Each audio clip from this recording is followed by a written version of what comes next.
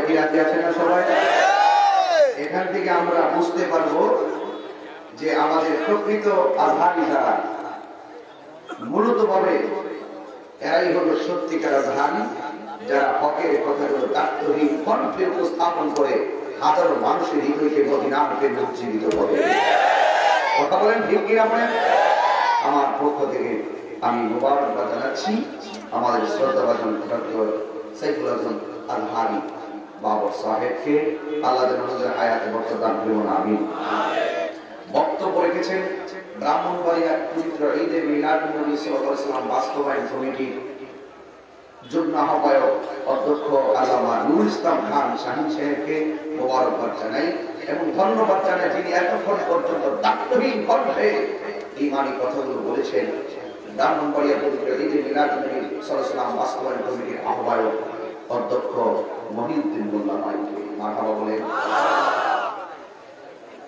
আজকে এই প্রোগ্রাম ওজারিশা গাউসিয়া হাবিবিয়া দরবার শরীফ, কথা বলেন ঠিক কিনা? আজকে মাহফিলের সম্মানিত সভাপতি মাওলানা শহীদ ইসলাম ভূঁইয়া সাহেব, প্রধান অতিথি ব্রাহ্মণবাড়িয়া সদর বিজয়নগর আসনের অভাবনীয় উন্নয়নের উপকার বেসামরিক বিমান পরিবহন ও পর্যটন মন্ত্রণালয় সম্পর্কিত সংসদীয় স্থায়ী কমিটির সভাপতি, ব্রাহ্মণবাড়িয়ার জেলা আওয়ামী লীগের সম্মানিত সংগ্রামী সভাপতি, যুদ্ধাহত বীর মুক্তিযোদ্ধা ও বিশিষ্ট বুদ্ধিজীবী, ব্রাহ্মণবাড়িয়ার মানুষের আস্থাবান ব্যক্তিত্ব, ব্রাহ্মণবাড়িয়া 3 আসনের মাননীয় সংসদ সদস্য জনাব ওয়াইদুল মুক্তাদির চৌধুরী এমপি মহোদয় বক্তব্য রেখেছিলেন ইসলামী ফাউন্ডেশনের বোর্ড অফ গভর্নর ডক্টর কাফিজুল সরকার সালেহী সাহেব। আরো উপস্থিত ছিলেন ডক্টর শফিউল ইসলাম সাহেব, আলহাজ এম এ কাইম সরকার সাহেব চেয়ারম্যান, আল্লামা নাজমুল সাহেব ফৈজি সাহেব এবং মাওলানা সাহেব তারেক আহমেদ সাহেব সহ অধ্যক্ষ হাবিবুর রহমান সাদিকী সাহেব, অধ্যক্ষ তাজুল ইসলাম আহমদ সাহেব, ভাই মাওলানা জাবেদ আল মনসুর মোল্লা সাহেব সহ এখানে পীর মাসায়েখ আছেন, বিশেষ করে পেজে তরিকত কুতুবুর রহমান সাহেব, পেজে তরিকত সৈয়দ নাঈমউদ্দিন আহমদ সাহেব, পেজে তরিকত মাহমুদ আলম লতিফি সাহেব, পেজে তরিকত আবু জাহের আজহারি সাহেব, অধ্যক্ষ মাওলানা কাজী মহিউদ্দিন মোল্লা সাহেব, পেজে তরিকত কবির রহমান সাহেব, পেজে তরিকত মুফতি ইকরাম হোসেন সাহেব সহ ওয়া মুবাল্লিগিনুল কিরাম। এখানে আরো অনেকে আছেন, বিশেষ করে আহ্বায়ক শাহ মোহাম্মদ আল-আমিন হাবিব আল-কাদি, যিনি অক্লান্ত পরিশ্রম করে সুন্নিয়তের মাদ্রাসাটাকে ধরে রাখতেছেন, প্রতি বছর সংগ্রাম করে মাহফিলটা বাস্তবায়ন করে থাকেন। আপনারা শুনে খুশি হবেন, এবার এই মাদ্রাসাটাকে এই মাহফিলটাকে বাস্তবায়নের জন্য প্রশাসন আমাদেরকে সর্বোচ্চ সহযোগিতা করেছেন। মারহাবা বলেন। এখানে অনেক আলেম ওলামা নেতৃস্থানীয় ব্যক্তি বলবো, আমার চোখে চোখে অনেক মুরব্বী আছেন, চলাফেরা করি, সময়ের নির্ভর আমি সবার নাম উল্লেখ করতে পারিনি বলে দুঃখ প্রকাশ করছি। সবাই শুকরিয়া করুন আলহামদুলিল্লাহ। লাখ কোটি দরুদ সালাম কি করে লাখ কোটি দরুদ সালাম ওই নবীর নূরানি কদম মুবারকে যিনি হায়াতুল নূর নবী বায়ানের খবর দেওয়ালা হুজুরে নূর সাল্লাল্লাহু আলাইহি ওয়াসাল্লামের উম্মত হিসেবে আল্লাহ পাক আমাদের সকলকে কবুল করেছেন। এইজন্য শুকরিয়া তার সকলে আবারও করি আলহামদুলিল্লাহ। আপনারা রাত্র প্রায় 12টা বেজে গেল, যেই টাইমে আমাদের মাহফিলটা শেষ করার কথা ছিল, আমি প্রথমে প্রশাসনের কাছে আন্তরিকভাবে প্রস্তাব করছি।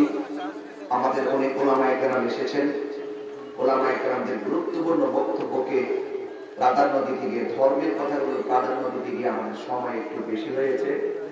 আপনাদের অনুরোধ করবো, এখানে আমাদের তদন্ত থেকে শুরু করে অনেক প্রশাসনের মধ্যে এসেছেন এবং এসপি মহোদয়ও এই মাহফিল প্রতি আন্তরিকতা আছেন এবং মাহফিল করার জন্য সুবিধা করে দিয়েছেন, ডিসি মহোদয়, প্রশাসন অনুমোদন। তবে আমি প্রশাসনকে বলবো, এখানে আমার পিছনে প্রশাসন আছেন, আমাদেরকে একটু সময়টা হয়তো একটু টাইমটা একটু বাড়তে পারে। কোরআনের মহব্বতে, ইসলামের মহব্বতে, হকের মহব্বতে একটু সময়টা আপনারা দিবেন, যেন আমরা সুন্দর করে, বেশি লম্বা না, ঘন্টাখানেক সময় যেন অন্তত আমরা মাঠের সামনে নিতে পারি। কথা বলে ঠিক লাগে? কথা বলে না চল ন আবেগে কোনো কথা চলবে না। আমি যে কথা বলছি মনোযোগ দিয়ে শুনুন। আমরা সুন্নি যারা শান্তিতে বিশ্বাসী, কথা বলি আমরা কি মারামারি বিশ্বাসী? এই জন্য ওয়েলকাম ওয়েলডান আমার প্রশাসনকে, ইনশাআল্লাহ আপনারা বাকি সহযোগিতা করবেন এই আশাবাদ ব্যক্ত করছি। আমাকে ইন্তেজামিয়া কমিটির পক্ষ থেকে বিষয় দিয়েছেন কবর উপরে কথা বলার জন্য, মা বাবার মহব্বতের উপরে কিছু কথা বলার জন্য। তবে আমি এই কথাগুলো সব মাধ্যমে বলে থাকি এবং বলবো, যতদিন আমরা বেঁচে থাকবো ততদিন পর্যন্ত আমরা আখিরাতের জবাবদিহিতার কথা আপনাদের সামনে তুলে ধরবো। যদি ভালো পথে আমরা চলি তাহলে আমরা আল্লাহর কাছে নিয়ামত এবং রহমত পাবো। কথা বলেন ঠিক না ঠিক? সবকিছু মিলিয়ে আজকের এই মাহফিলটা কিন্তু আপনারা দেখতে পাচ্ছেন রাত 12টা হলো, মনে হচ্ছে যেন মাগরিবের আযান দিয়েছে, এইরকম ইমেজ আপনাদের কাছে লাগতেছে।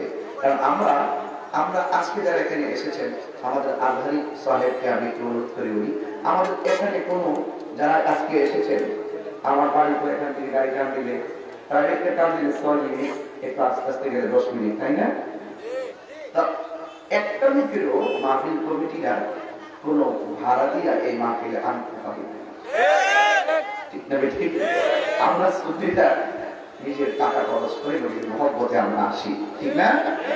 আচ্ছা, সবকিছু মিলিয়ে পবিত্র ঈদের মিলাদুন্নবীর চাঁদে আপনারা কারা কারা খুশি একটু হাত তুলে তো দেখি।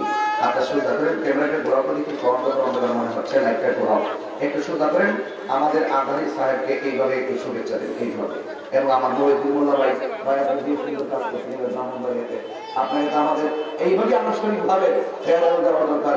এবং আমার আজহারি সাহেবকে আমাদের এই ব্রাহ্মণবাড়ির পক্ষ থেকে হাত নামিয়ে ফেলছে নাকি তো সুন্দর করে এইভাবে একটা স্লোগান আমি দিচ্ছি, আমাদের এই ব্রাহ্মণবাড়িয়াতে আমাদের আজহারের শ্রেষ্ঠ সন্তানকে আমরা বরণ করে নিচ্ছি, ঠিক আছে তো সবাই? আওয়াজ হবে না ইনশাআল্লাহ? আওয়াজ হবে না? নারে তাকবীর, নারে তাকবীর, আল্লাহু আকবার, নারে রিসালাত, ইয়া রাসূলুল্লাহ, আহলে সুন্নাত ওয়াল জামাত, জিন্দাবাদ জিন্দাবাদ, কুরআন সুন্নাহর আলো করে করে জালো, মিলাদুন নবীর আলো করে করে জালো, নারে তাকবীর, আল্লাহু আকবার, নারে রিসালাত, ইয়া রাসূলুল্লাহ।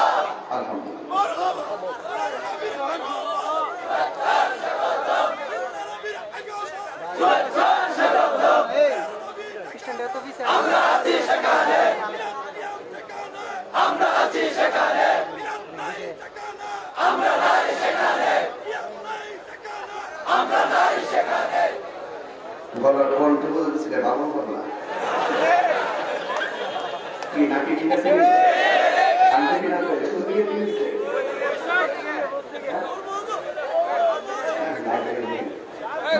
বাবু তো পারলা না? হ্যাঁ, আচ্ছা আচ্ছা, কি মাইক না গলা? আল্লাহ তার কণ্ঠের মধ্যে আরো বরকত দান করুন। আমি সবাই খুশি তো ইনশাআল্লাহ? আলহামদুলিল্লাহ বলি সবাই।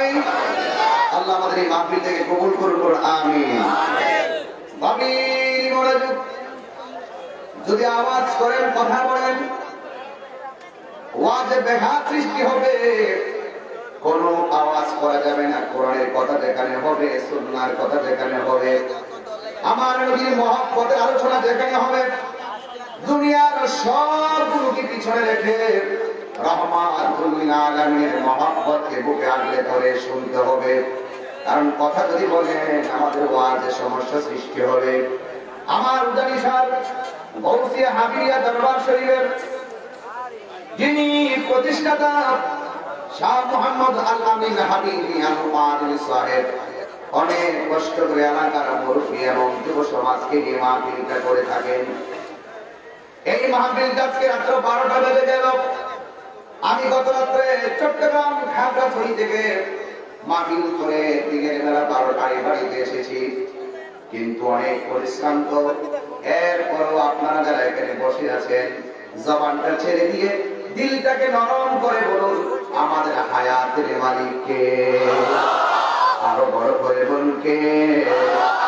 আমার জীবন, আমার মরণ, আমার নামাজ, আমার কুরবানি একজনের জন্য। জবান করে বলুন তিনি কে? কুল ইন্না সালাতি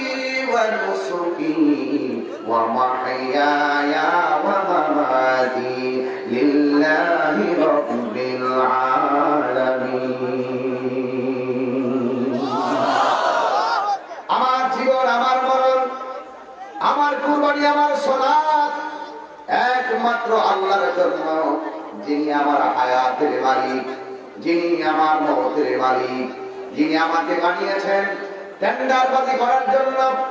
আল্লাহ রাব্বুল আলামিন আমাদেরকে বানাই নাই রাহাজানির জন্য, বানাই নাই সন্ত্রাসী করার জন্য, বানাই নাই ধর্মান্ধতা বিশ্বাস ছড়ানোর জন্য, আমাদেরকে বানাই নাই সাম্প্রদায়িক সম্প্রীতিকে বিনষ্ট করার জন্য। আল্লাহ রাব্বুল আলামিন আমাদেরকে সৃজন করে নাই। এখন বলবেন কাহিনী হুজুর, তাই আল্লাহ রাব্বুল আলামিন আমাদেরকে কেন বানিয়েছেন? আমার আল্লাহ রাব্বুল আলামিন কোরআনুল কারীমের মধ্যে দত্তহীন ভাষায় বলে দিয়েছেন, ওয়ামা খালাকতুল জিন্না ওয়াল ইনসা ইল্লা লিয়াবুদুন।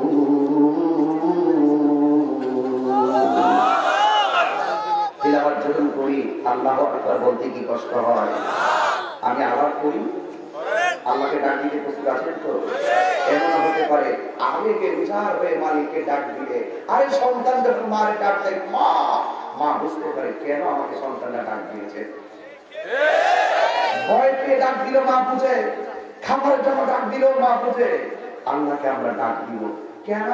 মনে নিয়ত করবেন আল্লাহ গুনাহ করেছি, অন্যায় করেছি, তোমাকে ডাক দিচ্ছি, তুমি আমাকে মাফ করে দাও।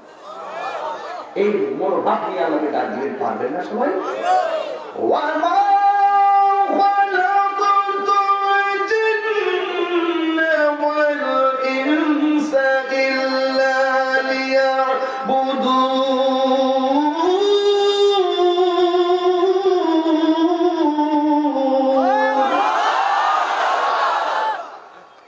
আল্লাহ রাব্বুল আলামিন বলেন, আমি মানুষ এবং জিন জাতিকে সৃষ্টি করেছি একমাত্র আমি আল্লাহর গোলামি করার জন্য। আমার পূর্বে ডক্টর সাইফুল আজম আজহারি সাহেব বলেছিলেন, মানুষকে দুই দিক থেকে ওয়াসওয়াসা দিচ্ছে। জিন জাতি এবং মানুষ জাতি দুই দিক থেকে মানুষ বিভ্রান্তি হওয়ার সম্ভাবনা রাখে। এই জন্যই তো তিনি আয়াতটা উল্লেখ করেছিলেন, মিনাল জিন্নাতি ওয়ান নাস। আশ্রয় চাই মানুষ শয়তান, জিন শয়তান থেকে, যারা মানুষদেরকে ওয়াসওয়াসা দিয়ে মানুষের ঈমান, মানুষের মেন্টালিটিকে নষ্ট করার জন্য যারা অসমের গোড়ায় কাজ করে। এহেন পরিস্থিতি থেকে আমাদেরকে যদি উত্তরণ হতে হয়, তাহলে সদা সর্বদা আমরা গোলামি করব একজনের। জবান খুলে বলুন তিনি কে? ওই মালিকের জন্য আজ আমরা সবাই বেকার, ওই মনিবের জন্য আমরা সবাই পাগল। যেই মনিব আমার হায়াতের মালিক, যেই মনিব আমার মওতের মালিক, আল্লাহ রাব্বুল আলামিন চমৎকার ভাবে তিনি কোরআন কারীমের মধ্যে বলেছেন, কাইফা তাকফুরুনা বিল্লাহি ওয়া কুনতুম আমওয়াতান ফাআহইয়াকুম সুম্মা ইউমীতুকুম সুম্মা ইউহয়ীকুম সুম্মা ইলাইহি তুরজাউন। আল্লাহ রাব্বুল আলামিন বলছেন, তোমরা কিভাবে তোমাদের রবকে অস্বীকার করছো, অথচ তোমরা ছিলে মুর্দা। আপনারা বলেন আমাদেরকে জীবন দিয়েছেন কে?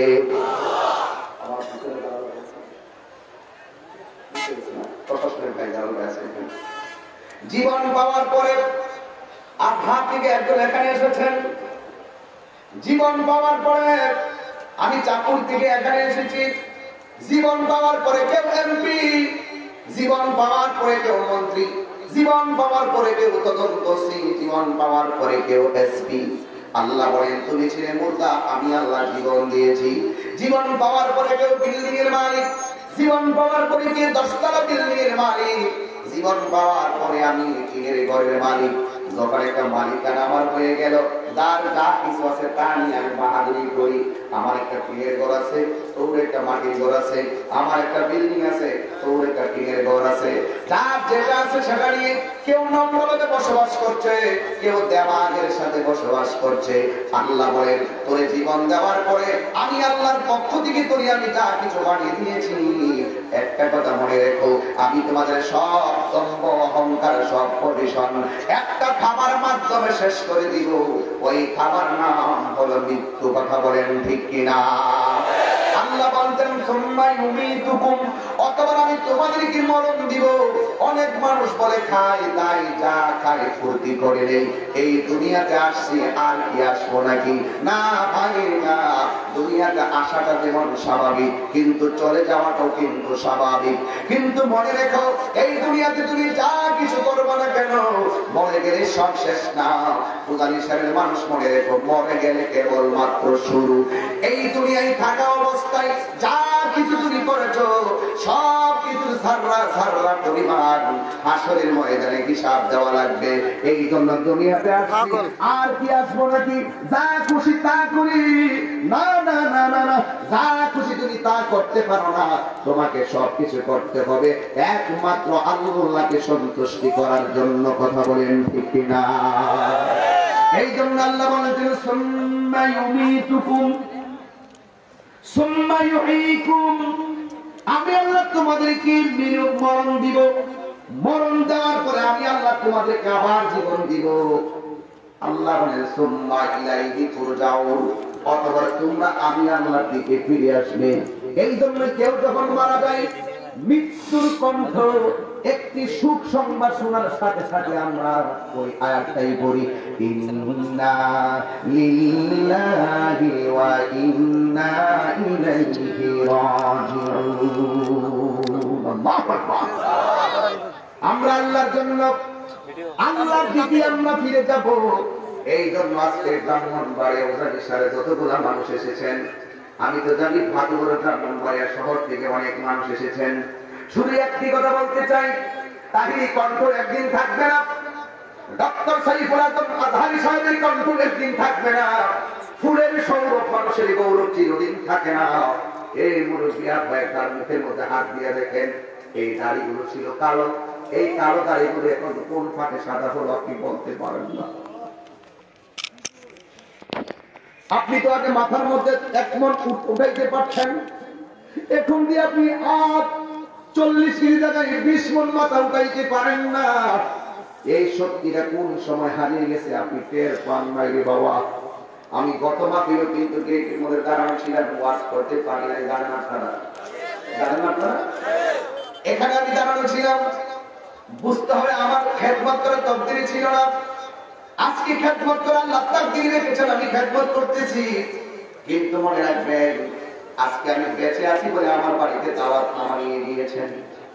আজকে আমি বেঁচে আছি বলে ডক্টর সাইফুল আজম আজহারী সাহেবকে আপনারা মোবাইলে স্মরণ করেছেন, দাওয়াত করেছেন।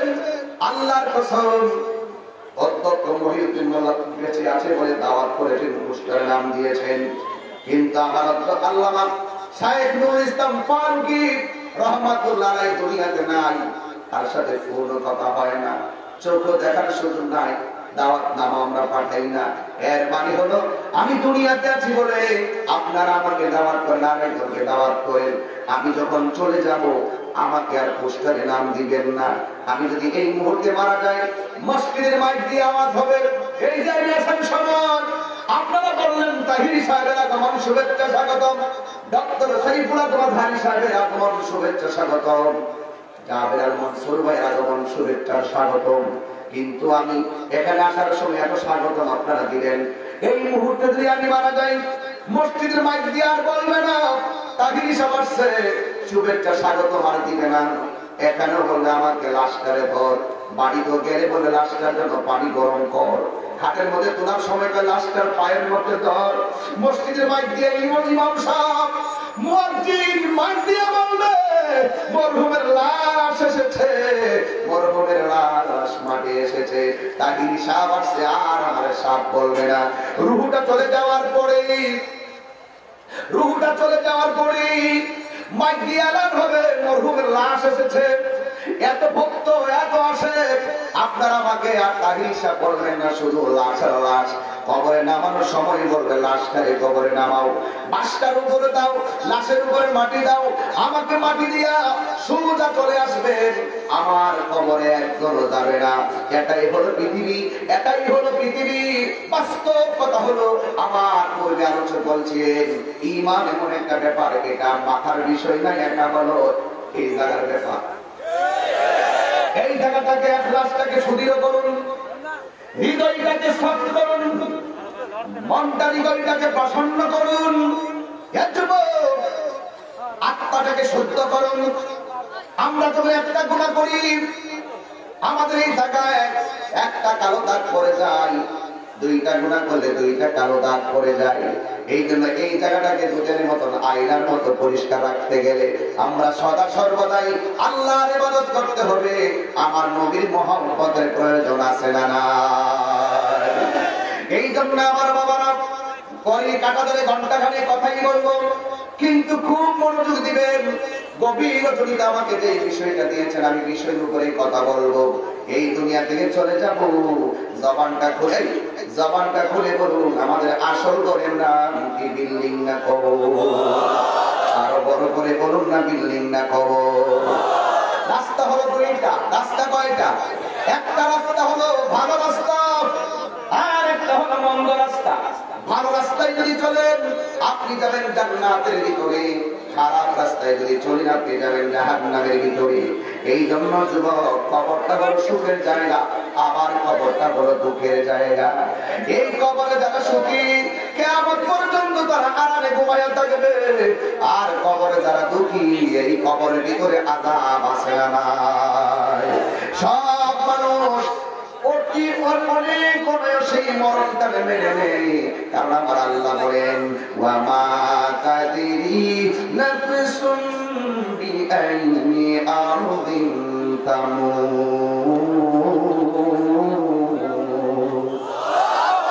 তুমি তো জানো না কোন জায়গায় তোমার মরণ হবে। এই জন্য কবরের আযাবের উপরে আমি একটা ওয়াকিয়া বলে আপনাদের সামনে বয়ানটা শুরু করলাম। এক ব্যক্তি মারা গেল, আল্লাহু আকবার, এক ব্যক্তি মারা গেল। এই মুহূর্তে আমাদের মরণ আসতে পারে কি পারে না? এই যুবকরা জবান করে বলো, পারে কি পারে না? এই মুহূর্তে আমাদের মরণ আসতে পারে কি পারে না? এখন মরণটা যদি চলেই আসে, আমরা আগামীকাল আল্লাহর দরবারে কি জবাব দিব? এই জবাবদিহিতার জন্য সদা সর্বদা প্রস্তুতি থাকা লাগবে কি লাগবে না? এই জন্য এক ব্যক্তি মারা গেল। মারা যাওয়ার পরে তার কবর খনন করা হলো। কবর খনন করা শেষ হয়ে গেল। দেখতেছেন কবরের ভিতরে শুধুমাত্র সাপ দেখা যায়। আপনারা বলেন, সাপটা কি একটি স্বাভাবিক খবর নাকি অস্বাভাবিক খবর? এই সাপ দেখার পরে সবাই ভয় পেয়ে গেল। সবাই বলল, কি ব্যাপার, কবরের ভিতরে কেন সাপ দেখা যায়? ওই মুহূর্তে সবাই ভয় পেয়ে এলাকার গণ্যমান্য ব্যক্তিদেরকে বললেন, কবরে সাপ দেখা যায়। এবার এই কবরটা পরিবর্তন করে আর একটা কবর করা হলো। ওই কবরটা করার পরে দেখতেছেন ওই কবরের ভিতরেও সাপ দেখা যায়। দুনিয়ার জমিনে কেউ সাপ দেখলে ভয় পায়া দৌড় মারে, আর দুনিয়ার সামনে যদি কেউ কাউকে সাপে দংশন করতে আসে, আরেকজন মানুষ দেখলে তারে সাপটাকে মারার জন্য লেগে যায়। কিন্তু কবরের ভিতরে এমন একটা জায়গা, ওই কবরের ভিতরে সাপ আসলে কেউ তোমাকে উদ্ধার করার জন্য যাবে না। কথা বলেন না ঠিক কিনা? কেউ যাবে না। তুমি সুখী কিনা দুঃখে? আমি আমার আব্বাকে পরে 3 বছর হলো কবরে নামাই দিয়ে আসলাম, আজ পর্যন্ত জানলাম না বাপটা কবরের ভিতরে কেমন আছে। এই জন্য দুনিয়ার বিপদে পড়লে আমাকে উদ্ধার করার জন্য মানুষ দৌড়ায় আসে, আর কবরের মধ্যে তুমি বিপদে পড়ে গেলে কেউ তোমাকে রক্ষা করার জন্য যাবে না। এই জন্য ওই কবরের ভিতরে সাপ। এবার ওই কবরটা পরিবর্তন করে আর একটা কবর করা হলো। ওই লোকটার কবর করা শেষ হওয়ার পরে আবার দেখতেছে কবরের ভিতরে আর একটা সাপ দেখা যায়। কিন্তু যার কবরে সাপ দেখা যায়, এই মানুষটা 5 ওয়াক্ত নামাজি, এই লোকটা রোজাদার, এই লোকটা আমলদার, এই লোকটার কোনো আমলের অভাব নাই। সবাই মানুষ মনে মনে চিন্তা করে, কি ব্যাপার, এই লোকটা এত আবেদা ছিল, জাহেদা ছিল, এই লোকটার কবরে কেন সাপ দেখা যায়? আলোচনা সমালোচনা শুরু হয়ে গেল। ইঞ্জিনিয়ারিং টাইমে এবার এই খবরটা এলাকার গণ্যমান্য ব্যক্তির কাছে জানানো হলো। একজন বিজ্ঞ আল্লাহর ওলির কাছে বিষয়টা বলা হলো। যেই মাত্র বলা হলো, আবার তাকে জিজ্ঞেস করলো, একটা কাজ করো, তার জন্য আর একটা কবর করো, কিন্তু এই কবর যদি সাপ পাওয়া যায়, ওই কবর ভিতরে তারে দাফন করে দাও। কারণ কেন? নামাজ প্রতি উপরে থাকবে, দিন যত যাবে পাবে, লাশ থেকে গন্ধ আসতে পারে, ওই কবরের ভিতরে তার দাফন করে দাও, কিছু করার নাই। এবার ওই মুহূর্তে আর একটা কবর করা হলো। ওই কবরের ভিতরে তারে কবর খনন শেষ হয়ে গেল, দেখতেছেন ওই কবরের ভিতরে একটা সাপ দেখা যায়। আপনারা বলেন, যেই সন্তান বাবার কবরের পরে দাঁড়াইয়া বাবার কবর দেওয়ার আগে সাপ দেখে, এই সন্তানের ভিতরে টেনশন আছে না নাই?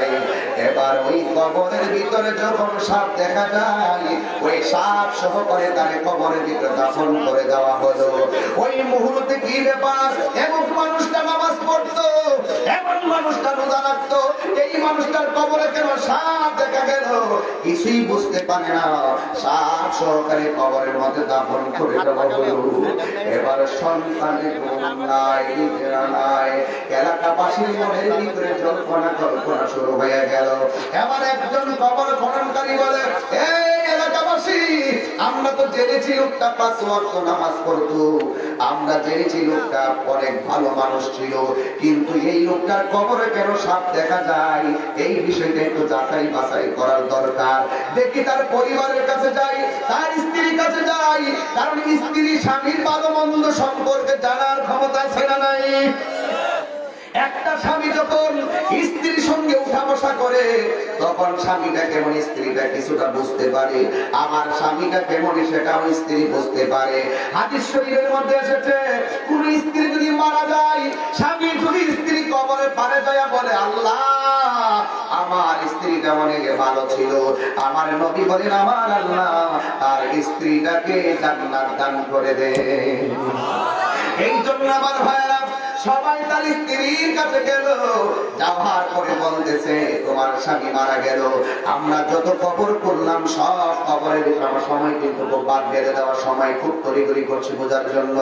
এই জন্য যুবক ভাইরা আমার স্ত্রীর কাছে গিয়ে বলল, তোমার কবরের ভিতরে কেন সাপ? তোমার স্বামীকে কবর খনন করার পরে দেখলাম কবরের ভিতরে সাপ দেখা যায়। আমরা তো জানি তোমার স্বামী অনেক ভালো মানুষ ছিল, কিন্তু এই কবরের ভিতরে কেন আমরা সাপ দেখলাম? তোমার জানা আছে তোমার স্বামী কেমন ছিল একটু বলো। স্ত্রীরা ডাক দিয়া বলে, হ্যাঁ আমার প্রতিবেশী, আপনারা যা জানেন আমিও তা জানি। আমার স্বামী নামাজ পড়তো, সেটা আপনারাও জানেন আমিও জানি। আমার স্বামী রোজা রাখতো, আপনারাও জানেন আমিও জানি। কিন্তু আমার স্বামীর জীবনে এমন একটা অন্যায় ছিল, এটা আমি ছাড়া আপনারা সমাজে কেউ জানেন না। আমার মনে হয় ওই অন্যায়ের কারণে কবরে যাওয়ার আগে আমার আল্লাহ সাপটা নামায়া দিয়েছেন। ওই কি অন্যায়? ওই আমি 1000 বার আমার স্বামীর আমি না করেছি, আমার স্বামী আমাকে মানে নাই, কিন্তু আমার স্বামী তো জানতো একদিন দুনিয়া ছেড়ে হারিয়ে যাওয়া লাগবে। এই দুনিয়ার ব্যবসার লাভজনক শস্য, এই দুনিয়ার লাভজনক কিছুই তোমার কবরে যাবে না, যাবে শুধুমাত্র তোমার নীতি, তোমার ইখলাস, তোমার চরিত্র, তোমার আমল, তোমার ঈমান। আর দুনিয়ার কোন সম্পদ তোমার সঙ্গে কবরে যাবে না। আমি অনেকবার বলেছি, আপনি একদিন হারিয়ে যাবেন, আপনি এইরকম অন্যায় করিয়েন না। যদি দুনিয়া থেকে চলে যাওয়ার ভয় কারো থাকে, সে কোনোদিন অন্যায় করতে পারে না। আমার স্বামীকে আমি অনেকবার বলেছি, আমার স্বামী মানে নাই, মানে নাই, মানে নাই, কিন্তু আমার স্বামী দুনিয়া থেকে হারিয়ে গেছে। হারিয়ে যাব একদিন আমি, রহনায় ভুবন চিরদিন। শুধু এই কথা মনে রাখবেন, একদিন আমি হারিয়ে যাব, আমার পাশে যারা আছে তারাও হারিয়ে যাবে। ঠিক না বলেন না? হারিয়ে যাব একদিন আমি, রহনায় ভুবন চিরদিন। ক্ষমা করে দিও তোমরা আমায়, ক্ষমা করে দিও তোমরা আমায়, ভুল করে থাকি যদি কোনদিন। হারিয়ে যাব একদিন আমি, রবনায় ভুবন চিরদিন। সবাই বলেন, হারিয়ে যাব একদিন আমি, রবনায় ভুবন চিরদিন। ক্ষমা করে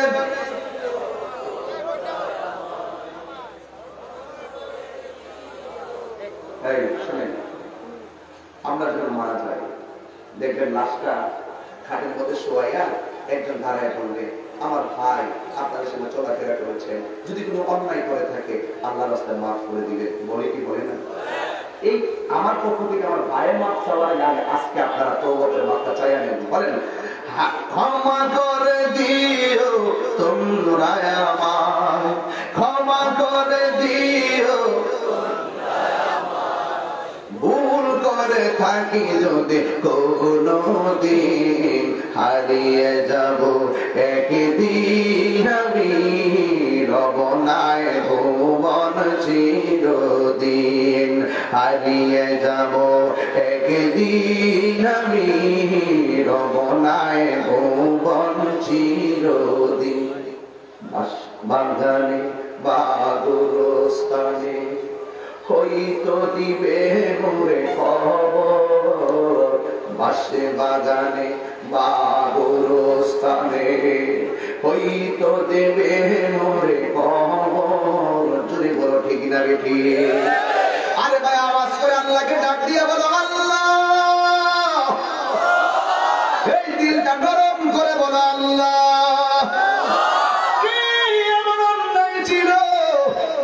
যেটা আমরা সমাজের মানুষ জানি না, তুমি জানো তার কারণটা কি?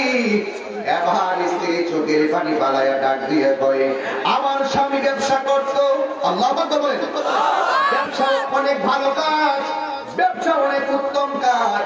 আল্লাহ রাব্বুল আলামিন বলে দিয়েছেন, আহাল্লাল্লাহুল বাইআ ওয়া হারামার রিবা। আল্লাহ ব্যবসাকে হালাল করে দিয়েছেন। এই হালাল ব্যবসা যদি করতে পারো, আল্লাহ রাব্বুল আলামিন তোমাকে আযাব থেকে রক্ষা করবেন। আর ব্যবসা করতে যায় যদি হারাম খাও, এমন কবরে যাওয়ার আগে সাপের ব্যবস্থা আল্লাহ করে দিলেন শাস্তির জন্য। স্ত্রী ডাক দিয়ে কয়, জগৎবাসী, আমার স্বামী অনেক ভালো, কিন্তু ব্যবসা করতে ওজন দেওয়ার ব্যবসা। এই ব্যবসা করার সময় ওজন করার জন্য যে ব্যবসা করতো, ওই জায়গার মধ্যে দ্রব্যের ভিতরে কিছু কম গরম মিশিয়ে রাখতো, কিছু পাথর মিশিয়ে ওজন বাড়াইতো। এই জন্য আমার স্বামী বাড়িয়ে বাড়িয়ে ব্যবসা লাভ করতো। যেমন মনে করেন 1 কেজির জায়গায় যদি তোমাকে 250 গ্রাম পাথর দিয়ে দেয়, মাল না দিয়ে পাথর দিয়ে ওজন বাড়িয়ে ব্যবসা করতো। সমাজের মানুষ তার নামাজ কালাম দেখে, ভদ্রতা দেখে কোনো কিছু করে নাই, আমার স্বামীকে অনেক বিশ্বাস করত। কিন্তু আমার স্বামী সমাজের মানুষকে ব্যবসায়ী ক্ষেত্রে ফাঁকি দিত। আমার মন বলছে, আমার স্বামী ব্যবসার ভিতরে মানুষকে ফাঁকি দিত। এই জন্য মনে হয় আমার স্বামী কবরে যাওয়ার আগে সর্প দেখা গিয়েছে। এই জন্য যুবক, আমাদের দেশের ভিতরে চাউলের ব্যবসা আছে না নাই? চাউলের মধ্যে কিন্তু কেউ পাথর মিশাই না, মাঝে মাঝে কিছু ধান থাকে, ধান। আবার আমার দেশের ভিতরে সরিষা বিক্রি করে, সরিষার মধ্যেও মাটি মিশাই না। কিন্তু একটা কাজ আমাদের দেশে করে, আমার দেশের মানুষ যখন দুধ বিক্রি করে, ওই দুধের ভিতরে পানি মিশাইয়া ওজন বাড়ায়। এমন ইতিহাস সমাজের মধ্যে আছে না নাই? এই জন্য তুমি যদি দুনিয়ার মানুষকে 3 কেজি দুধের ভিতরে আধা কেজি পানি দিয়ে বিক্রি করে, আমার এলাকায় গরু আছে, আছে না? এই জন্য আপনাদেরকে সতর্ক করে দিচ্ছি, 3 কেজি দুধের ভিতরে আধা কেজি পানি দিলেন, এই পানি দিয়ে মানুষের সঙ্গে প্রতারণা করলেন, দুধটা বাড়িয়ে ওজন বাড়ালেন। আমি বিশ্বাস করি এমন ভাবে যদি মানুষের সঙ্গে প্রতারণা করেন, কবরের ভিতরে আযাবটা কি সত্য না মিথ্যা? এই জন্য যুবক, ব্যবসা করবো, হালাল ব্যবসা করবো। মানুষকে ফাঁকি দিলে আপনি শেষ পর্যন্ত ঠকে যাবেন। আপনি মানুষকে দ্রব্যের পাল্লা যদি ভারী করে দেন অন্য পাথর দিয়ে, আল্লাহ রাব্বুল আলামিন মিজানের পাল্লাটা হালকা করে দিবেন। মনে রাখবেন, এই দুনিয়ায় যে মানুষকে ঠকায়া দেয়, হাসরের ময়দানে আপনিও মিজানের সামনে ঠকে যাবেন। এই জন্য যুবক ভাইরা আমার, এখনো বলি, পায়ের মধ্যে হাত দিয়া বলি, আপনারা এখন আওয়াজ করে বলুন, আমাদের আসল ঘরের নাম কি বিল্ডিং না কবর? এই আওয়াজে মানি না, জোরে বলেন, বিল্ডিং না কবর? এই কবরে যারা গেছে তারা কি ফিরে আসছে? আমি তাহলে চলে গেলে কি আর ফিরে আসবো? এই জন্য মরণের কোন বয়স নাই। অনেকে মনে করে হঠাৎ মরণ এসে গেছে, কয়েক স্ট্রোক করে মারা গেছে, মাথা ঘুরে মারা গেছে, পানিতে পড়ে মারা গেছে, হঠাৎ করে মারা গেছে। না না না না না, হঠাৎ করে মরে নাই। আল্লাহ যেই দিন মৃত্যু লিখে রেখেছেন সেই দিনই তোমার মৃত্যু হয়েছে। বরং তুমি প্রস্তুত ছিলে না মরণের জন্য, এই জন্য মরণকালে তোমার কাছে হঠাৎ মনে হয়। কারণ আল্লাহ বলেন, যখন সেই জায়গায় যেখানে আমি মরণটা লিখে রেখেছি সেই জায়গার ভিতরে তোমার মরণ হবে। আপনারা বলেন হায়াতের মালিককে। তার মানে হলো এই কবরে গেলে সুখ আছে আবার দুঃখ আছে। কিন্তু যদি আপনি ইমানদার হতে পারেন তাহলে আপনার সামনে আজরাইল আসবে, আয়েশা আপনার সালাম দিব। আর জোরে বলো সুবহানাল্লাহ। আজরাইল সালাম দিবে। আমি মাঝে মাঝে একটি জায়গায় প্রায় সময় বলতাম, যারা জমেও ছই না, হ্যাঁ কি কর, যারা মাটিও পায় না। আপনার হাদিস শরীফের মধ্যে এসেছে আল্লাহর পীড়িত যারা তাদের গায়ের মধ্যে মাটিও স্পর্শ করে না। কিন্তু মনে রাখবেন, যদি আপনি ইমানদার হয়ে যান, আজকে যদি উদানিশার আহরন্ত মহিউদ্দিনগর দরবার, ধানমন্ডাই, গঙ্গা, গঙ্গানগর, গাঙ্গাইল থেকে শুরু করে বরিশাল এবং এদের নাম কি বন্দর থেকে শুরু করে গাটিয়ারা, উদানিশার, নূরপুর, যারা আপনারা আসছেন, আজকে যদি আপনি ইমানদার হয়ে যান, ইমানদার হয়ে গেলে আপনার সামনে আজরাইল আসলে আপনাকে সালাম দিবে। আর মনে করে বলেন না সুবহানাল্লাহ। আজরাইল কি করবে? আপনাকে সালাম দিবে। যদি আপনি ইমানদার হয়ে যান, আপনার মাথার পাশে আজরাইল এসে ওই আজরাইলের আঙ্গুল দিয়ে আপনার মাথার চুলগুলোকে আশ্রয় দিবে, এইভাবে আশ্রয় দিবে। তখন আপনার চোখের মধ্যে এটা ঘুম ঘুম ভাব আসবে। ঘুম ঘুম ভাব যখন আসবে, আজরাইল তখন মুখটা আপনার কানের কাছে লাগাইয়া বলবে, এ আল্লাহর বান্দা, একটু পরে তোমার রূহটাকে কবজ করব, তোমাকে চলে যেতে হবে দুনিয়া ছেড়ে। তখন একমাত্র ইমানদার যারা, ওই মুহূর্তে যদি আপনি বেঈমান হন, আপনি বলবেন, এই দুনিয়াতে আমার নামাজ বাকি আছে, আমাকে একটু সময় দাও, আমার রোজার বাকি আছে, আমাকে একটু সময় দাও, আমার হজের বাকি আছে, আমাকে শুধু একটু সময় দাও, আমার মায়ের খেদমতের বাকি আছে, আমাকে একটু সময় দাও। এই উদানিশারের মানুষ, আপনি যদি বেঈমান হন, আজরাইলের কাছে বলবেন, আমার এটা বাকি আছে, ওইটা বাকি আছে, আমাকে একটু সময় দাও। এই আপনাকে আল্লাহ এতদিন সময় দিয়েছে, নামাজ পড়লেন না কেন? আপনাকে এতদিন সময় দিয়েছে, আপনি রোজা রাখলেন না কেন? মৃত্যুর সময় তুমি মাথার কাকুতি করে করো কেন? কিন্তু মনে রাখো, বেঈমান যারা, তারা মনে করে এই পৃথিবীটা হলো পানাখানা, কিন্তু ইমানদার যারা, তারা মনে করে এই দুনিয়াটা হলো জেলখানা।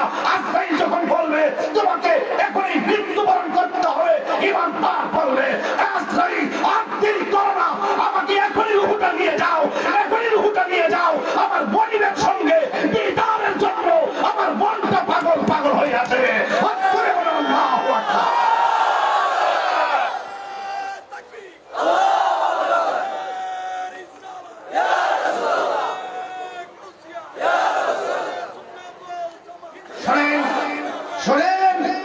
আমরা কি ইমানদার না বেঈমান? এই ইমানদারের জন্য দুনিয়াটা হলো জেলখানা, ঠিক কিনা বলুন? আর বেঈমান যারা, তারা মনে করে এই পৃথিবীটা হলো বিশাল প্রাসাদ, এই পৃথিবীটা হলো বিশাল পানাখানা। কিন্তু তারা জানে না, ফেরাউন কিন্তু দল বল আর সম্পদে কম ছিল না, নমরুদ কিন্তু দল বল আর জনমতে কম ছিল না। চলে যেতে হয়েছে। এই পৃথিবীতে যারা বিশাল অট্টালিকার মালিক হয়, এদেরকে যদি দুনিয়ার লৌকিকতা পেয়ে যায়, দুনিয়ার অহংকার পেয়ে যায়, তখন তারা দুনিয়ায় বেশি দিন বাঁচতে চায়। ইমানদার কেবল সবসময় মৃত্যুর জন্য প্রস্তুত থাকে। এই জন্য আমি ব্রাহ্মণবাড়িয়ার সন্তান হিসাবে আমি আপনাদেরকে বলতে চাই, আমরা কখনো মৃত্যুকে পরোয়া করি না, সবসময় মৃত্যুর জন্য প্রস্তুত। কথা বলেন ঠিক না বেঠে? এই নেতা হয়ে মাঠে নামি নাই, কর্মী হয়ে মাঠে নেমেছি, খানকারি মাঝে মাঝে, পীর মাসে একটা মাঝে মাঝে তাসবিহ জপবে, খানকারি বসে বসে মাঝে মাঝে তাসবিহ জপবে খানকার পীর। সেই পীরকে রাজপথে পীর বসে নেওয়ার সময় এসেছে। কেন বলছি? কারণ আমাদেরকে মরে যেতে হবে। এই মরে যেতে হবে, যেহেতু বাঁচার মতো বাঁচো, একদিন তো মরেই যাব, কিন্তু মরে উদানিশারবাসী লড়ে যাব। লড়ে যাব। তাহিরিকে হুমকি ধামকি দিয়ে কোনো লাভ নাই, কারণ এই পৃথিবীতে এসেছি সত্য, চলে যাব সেটাইও সত্য। কিন্তু কবরে যদি যাই, হুব্বে রাসূল নিয়ে যদি যাই, কবরে যদি রাসূলের ইশক নিয়ে যাই, কবরে যদি মুস্তাফার প্রেমের মালা পড়ে যাই, আমি বিশ্বাস করি এই পৃথিবীর মানুষের কাছে আমার যাতনা হতে পারে, কিন্তু আমার প্রেমের ঠিকানা মদিনা হলে আমার কবরের ভিতরে সুখের ঠিকানা করে দিবেন কে? আর যদি বলেন কে করে দিবেন? এই জন্য সকলকে বলবো, সদা সর্বদা মৃত্যুর জন্য প্রস্তুত থাকো। আজরাইল এসে ঈমানদারের মাথার চুলের মধ্যে আশ্রিয়ে দিবে। তখন আজরাইল আশ্রিয়ে দেওয়ার পরে যখন বলবে তোমার মরণ হবে, এই ঈমানদার বলবে তাড়াতাড়ি রূহটা নিয়ে যাও, দুনিয়া আমার ভালো লাগে না, কারণ দুনিয়া থেকে সে মালিককে রাজি করেছে।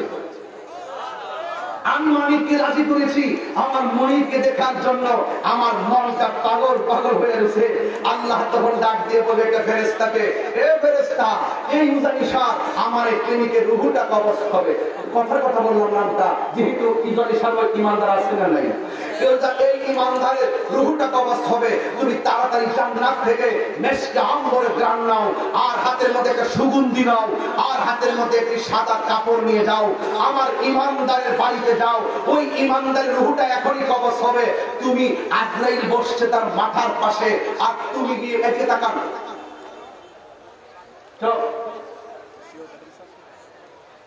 তুমি গিয়ে বসবে ঈমানদারের দুইটা চোখের মাঝখানে। চিৎকার করে কি সুবহানাল্লাহ বলা যাবে না? এক কণ্ঠ কার জন্য রেখেছেন? জোরে কন্যা সুবহানাল্লাহ বলেন। এই আমাদের মাইনাস জোরে বলো সুবহানাল্লাহ। এই জায়গায় কেন বসবে? আজরাইল রূহ নিবে, আর এখানে বসেই নাকের সামনে ওই জান্নাতের সুগন্ধিটা ধরে রাখবে। মায়ের স্তন থেকে সন্তান দুধ পান করতে করতে যেমনি ঘুমিয়ে যায়, যারা পরিমাণ টের পায় না, আজরাইল ওই দিকটা রূহের অপারেশন করবে, আর এই দিক দিয়ে ওই ফেরেশতাটা নাকের মাঝে এমন ভাবে জান্নাতি সুগন্ধিটা ধরে রাখবে, জান্নাতি সুগন্ধিটা নিতে নিতে থাকবে। এই দিক দিয়ে আজরাইল রূহ নিয়ে যাবে।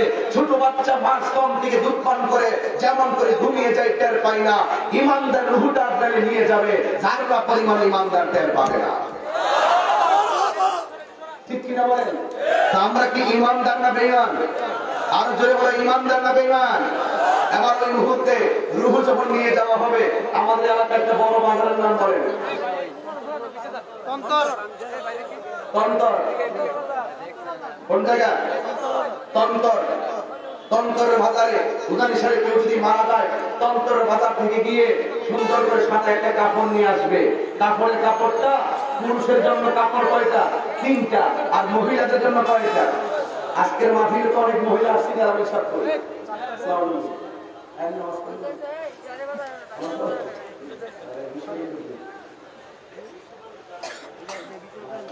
নারে তাকবীর, নারে রিসালাত, আল্লাহ তাআলার সরকার হুজুরের আগমন। আলহামদুলিল্লাহ বলেন। আলহামদুলিল্লাহ। একটা সবচেয়ে বড় কথা হলো, আমাদের ব্রাহ্মণবাড়িয়ার পবিত্র ঈদ মিলাদুল ইসলাম বাস্তবায়ন কমিটির একাধিক আহ্বায়ক, যুগ্ম আহ্বায়ক, সদস্য সচিব সহকারে আমাদের একাধিক ম্যাক্সিমাম টিম আজকে মাহফিলে হাজির। ইনশাআল্লাহ আমাদের এই টিম অত্যন্ত আন্তরিকভাবে কাজ করছে এবং তাদের ভবিষ্যতে করবে। আপনারা সুন্নি জামাতের যারা আছেন, ওনারা অবশ্যই এই টিমটার সাথে আপনারা যোগাযোগ রাখবেন। আমাদের সুন্নিয়তের আরো অনেক গুরুত্বপূর্ণ কাজ করতে হবে। কথা বলেন ঠিক কিনা? ঠিক। এই জন্য সবাই কি বাধা হয়েছে? এই জন্য বলেন তন্তর বাজার নিয়ে যাও।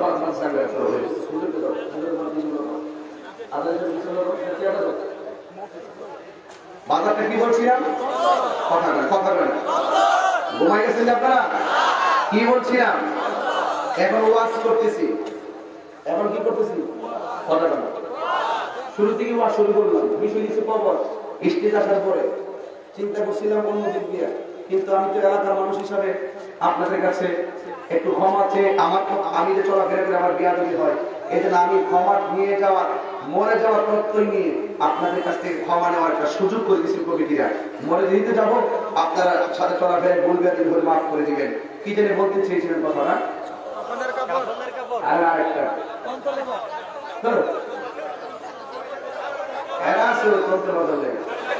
এখানে তো সকালে গেলে মাছ পুরুষের কাপড় কয়টা? পুরুষের কাপড় কয়টা আর মহিলাদের কয়টা? 5টা। তুই তন্ত্র বাজার থেকে কাপড়ের কাপড় আনবে আমার দেহটারে কি করার জন্য? বাইন্ডিং করার জন্য। পুরুষের কাপড় কয়টা? না আমার এখন মনে হচ্ছে কি বলছিলাম, আমি বলছি এখন ওয়াশ করতেছি এই কথা বলছিলাম, তোমরা আমার ঘুরে গেছো সব মিলে তো দিলে দণ্ড লাগে, ঠিক না? আমরা গ্রামের বাড়ি কিছু ভাষা তো কম লাগে চলে না, ঠিক না? এখন ওয়াশ করতেছি, কমিটির বিষয় দিচ্ছে এখন যাবি ব্যবস্থা বড় ব্যবস্থা নাই।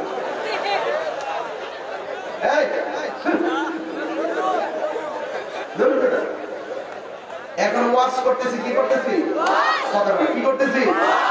একটু করে ওয়াশ করুন।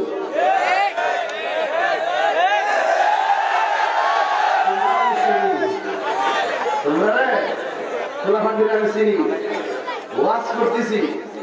অনেকে কি করে জানেননি, কবরে গেলে নবীর ছবি দেয়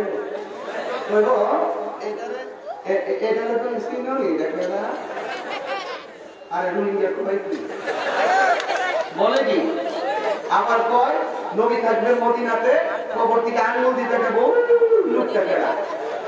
এইগুলো কিছু পেঁয়াজ ভক্তের আমি হুজুর জানতে সময় দেখতো এই প্রশ্নটা আমি করলাম। এই যে সালাফি যে প্রশ্নটা, এটা কিন্তু উত্তরটা আমি নিজে বইটা দেওয়া হয়েছে, কারণ এটা গুরুত্বপূর্ণ প্রশ্ন ছিল। অনেক আমরা বুঝি এই ব্যাপারে অনেক মিসগাইডেড হয়, এই জন্য আমি ব্যাখ্যাটা করাইছি। অনেকে বলে কবরের ভিতরে নবীর ছবি দেখাবে। আচ্ছা কবর কি নবীর ছবি দেখাবে নাকি নবীর শরীরে থাকবে? একটা সুন্নির কথা বলো, নবী কি হাত দিলে হাত দিলে বলো নবী শরীরে থাকবে, তাতে কোনো সন্দেহ আছে? যারা এই সমস্ত বিভ্রান্তিমূলক কথা বলে আমার সমাজের মানুষগুলো গুমরা করতে চায়, এদের সংখ্যা কিন্তু আমাদের এলাকায় আর নাই, কিছু কমে গেছে, কথা ঠিক কিনা? আস্তে আস্তে আরো কমে যাবে। হ্যাঁ, আস্তে আস্তে আরো কমে যাবে।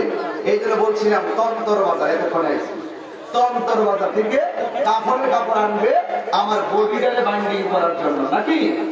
এবার আল্লাহর পক্ষ থেকে ফেরেশতা দিয়ে যে কাপড়টা পাঠাবে, এটা পাঠাবে কেন? ওই কাপড় রঙ কিন্তু সাদা, ওইটা পাঠাবে শুধুমাত্র ইমানদারের রূহটাকে বাইন্ডিং করার জন্য। আপনার সম্মানটা কত? নবীর মনোযোগ আল্লাহ রাব্বুল আলামিন ওই রূহটাকে বাইন্ডিং করার জন্য জান্নাত থেকে সাদা কাপড় পাঠাবেন। জান্নাত থেকে পাঠানোর পরে ওই সাদা কাপড়টাকে সুন্দর করে বাইন্ডিং করে ফেরেশতা উপরের দিকে নিয়ে যাবে। প্রথম আকাশের মধ্যে যখন রূহটা নিয়ে যাবে, ওই প্রথম আকাশের ফেরেশতা ডাক দিয়া বলবে, ও ফেরেশতা, তোমার হাতে কি এত সুন্দর গান কোনদিন তো আমাদের নাকে লাগে নাই। এবার ফেরেশতা বলবে, এটা এমন গ্রামের ইমানদারের রূহ, জোরে জোরে বলুন সুবহানাল্লাহ। দ্বিতীয় আকাশে যাবে, ওই জায়গার ফেরেশতাও বলবে, কে গো এত সুন্দর রূহ, এমন সুন্দর গানটা দেখা যায়।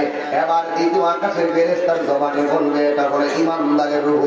তৃতীয় আকাশে যাবে, এমন ভাবে ওই রূহটাকে সালাম দিবে, ইয়া আইয়াতুহান নাফসুল মুতমাইন্না ইরজিই ইলা রাব্বিকি রাদিয়াতান মারদিয়া ফাদখুলি ফি ইবাদি ওয়াদখুলি জান্নাতি।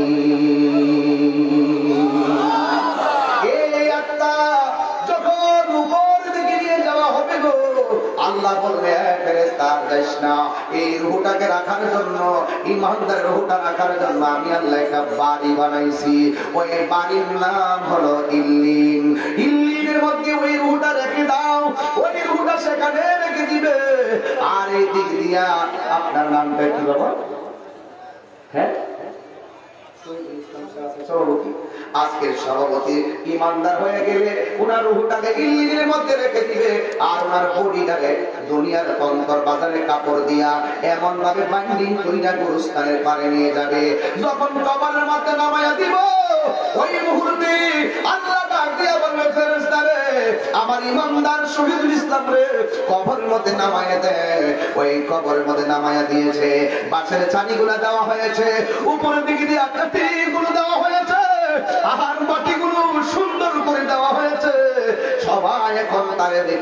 যাবে যার যার বাড়িতে। আমার পাগলের কবরে যা, এই রুহটাকে নিয়ে পাগলের ভিতরে দিয়া দে। এই কবরের ভিতরে আমার পাগলের ইন্টারভিউ হবে। জোরে জোরে কি আল্লাহু আকবার বলা যাবে না? আমার ওই শহীদুল ইসলাম সাহেবের, আল-আমিন হাবিবি সাহেবের ভিতরে যখন রুহটা কবরে দেওয়া হবে, ওই কবরে দেওয়ার পরে তুমি কবরের ভিতরে জিন্দা হয়ে যাবে। দুইজন ফেরেশতা কবরের মধ্যে যখন নেমে যাবে, ইন্টারভিউ হবে। তোমাকে প্রথম প্রশ্ন করা হবে মার রাব্বুকা। আল্লাহু আকবার বলেন না? মার রাব্বুকা, তিনি ইমানদার, তিনি ডাইরেক্ট বলে দিবে রব্বি আল্লাহ। আল্লাহু আকবার। তারপরে জিজ্ঞাসা করা হবে আমার দীনুকা, তোমার ধর্ম কি? তিনি কবরে উত্তর দিয়ে দিবেন দীনি আল ইসলাম। ওরে বাবা, দুনিয়ার পরীক্ষা কেন্দ্রের পরীক্ষা, দুনিয়ার পরীক্ষা কেন্দ্রের পরীক্ষা গোপন থাকে, আউট হলে আর পরীক্ষা হয় না। কিন্তু কবরে গেলে ঈমানি পরীক্ষা তোমার হবে। ওই সেন্টারে যাওয়ার আগে আমার আল্লাহ তিনটা প্রশ্নকে আউট করে দিছে। দুনিয়ার মানুষ যদি মুখস্থ করতে করতে কণ্ঠস্থ ঠোঁটস্থ অন্তস্থ করার পরে যদি মারা যায়, কবরে গেলে তিনটা প্রশ্নের উত্তর দিতে পারবে না। এই কবরের উত্তর যদি দিতে হয়, তোমার নেক আমল আর ঈমানের প্রয়োজন আছে না না? আমি যদি মারা যায়, এই দেখেন পাঞ্জাবি বললাম, আমার পাঞ্জাবির মধ্যে দুইটা পকেট আছে। এই দুইটা পকেট আমি টাকা রাখি, পয়সা রাখি, কিন্তু চিরদিনের ড্রেসের নাম হলো কাফনের কাপড়। এই কাফনের কাপড়ের মধ্যে কোনো পকেট নাই। বোঝা গেল দুনিয়ার পাঞ্জাবি তুমি পরো নিজের কিছু মাল রাখার জন্য, কিন্তু কবরের যে পাঞ্জাবি, এই কবরে কোনো পকেট নাই, মানে কিছু নেওয়ার আর সুযোগ নাই। এই কবর ইমানদারদের তৃতীয় নম্বর প্রশ্ন করবে, ওয়ামা কুনতা তাকুলু ফি হাক্কি হাযার রাজুল, এই লোকটা সম্পর্কে তুমি কি বলতে, এই লোকটা সম্পর্কে তুমি কি ধারণা করতে? একমাত্র ইমানদার কবরের মধ্যে পয়সা থেকে উত্তর দিবে, তিনি হলো সেই নবী যিনি হলেন আমার আল্লাহর সাক্ষী। তিনি হলো এই নবী যার কথা শুনে আমি আল্লাহর বিধান মেনেছি। তিনি হলো আমার নবী, আমার প্রাণের নবী, মায়ার নবী। জোরে জোরে কি আল্লাহু আকবার বলা যাবে না? যেই মাত্র ইমানদার কবরের ভিতরে তিনটা প্রশ্নের উত্তর দিবে গো, ওই মুহূর্তে আমার আল্লাহ ডাক দিয়ে বলবে, আমার ইমানদার ফার্স্ট ক্লাস পাস হয়ে গেছে। একটা মাত্র কাপড় দিয়া কবরের ভিতরে কেমনে থাকবো? তাড়াতাড়ি জান্নাতের ভিতরে যাও। জান্নাতের ভিতরে যাই আমার পাগলের জন্য একটা জান্নাতের গালিচা নিয়ে আসো। এমন একটা সুন্দর বিছানা, এই বিছানা তন্তর বাজারের বিছানা নারী, এমন একটা বিছানা জান্নাত থেকে আমার আল্লাহ ফরাশটা পাঠাইয়া দিব। এই কবরের ভিতরে তোমাকে বিছানা বিছাইয়া দিব। তুমি বিছানার মধ্যে এমন ভাবে শুইয়া যাইবা, শোয়ার পরে তুমি আরামে উল্লাসে শোয়ার জন্য তুমি কাইফিবা। জান্নাত থেকে একটা নূরের হাওয়া কবরের ভিতরে ঢুকাইয়া দিবে। দুনিয়ার মানুষ ঘরে যেমন বিছানা করে, আল্লাহ জান্নাত থেকে কবরে বিছানা বানাইয়া দিবে। দুনিয়ার মানুষ ঘরে যেমন এসি ব্যবহার করে, দুনিয়ার মানুষ যেমন করে ফ্যান ব্যবহার করে, আমার আল্লাহ রাব্বুল আলামিন জান্নাত থেকে একটা নূরের হাওয়া কবরে ঢুকাইয়া দিবে। এমন একটা ঘুম ভাব লাগবে, ইমানদার আমি ঘুমায়া ডান কাত হবে। ডান কাত হওয়ার পরে দেখবে এত সুন্দর একটা নূরের বাতি জলমল করে জ্বলতেছে। ইমানদার কইব, তুমি কে গো? আমার কবরের ভিতরে আলো দিতেছো। ওই নূরের বাতি ডাক দিয়া বলবে, আমি দুনিয়ার কোন সূর্যের আলো না, আমি দুনিয়ার কোন চাঁদের আলো না, আমি হইলাম দুনিয়ার তোমার সব নেক আমল। আমার আল্লাহ তোমার আমল গুলোকে আলো বানাইয়া কবর পাঠাইছে। এবার ইমানদার আলো আনন্দিত হয়ে যাবে। এবার ইমানদার বাম কাতে হবে। বাম কাতে হওয়ার পরে আমার ডাইনে একটা লাইট আছে না নাই? আরে আমার ডাইনে একটা লাইট আছে, বামে আর একটা লাইট আছে। আমি ডানে ঘুমাইলাম, নূরের বাতি দেখতে পাইলাম। আমি বামে ঘুমাইলাম, আর একটা নূরের বাতি দেখতে পেলাম। জিজ্ঞাসা করবে, তুমি কে গো? ওই নূরের আলো জবাব দিবে, আমারে তুমি চিনো না, আমি কেউ না, আমি হইলাম দুনিয়ার তোমার কোরআন তেলাওয়াত। ইন্না নাহনু নাসাল্লা যিকরা ওয়া ইন্না লাহু লাহাফিজুন। নিশ্চয়ই আমি আল্লাহ কোরআন নাযিল করেছি, এই কোরআনকে হেফাজতের দায়িত্ব দায়িত্ব আমি আল্লাহ পৃথিবীর কাউরে দেই নাই। এই কোরআনকে হেফাজতের দায়িত্ব আমি আল্লাহ রেখে দিয়েছি। যালিকাল কিতাবু লা রাইবা ফীহি হুদাল লিল মুত্তাকিন। এই কোরআন হলো তেমন কোরআন যে কোরআনের মধ্যে যারা পরিমাণ কোনো সন্দেহ নাই। আপনারা সবাই জানেন কুমিল্লার পূজার মূর্তির উপরে কোরআন শরীফটা রাখা হয়েছিল।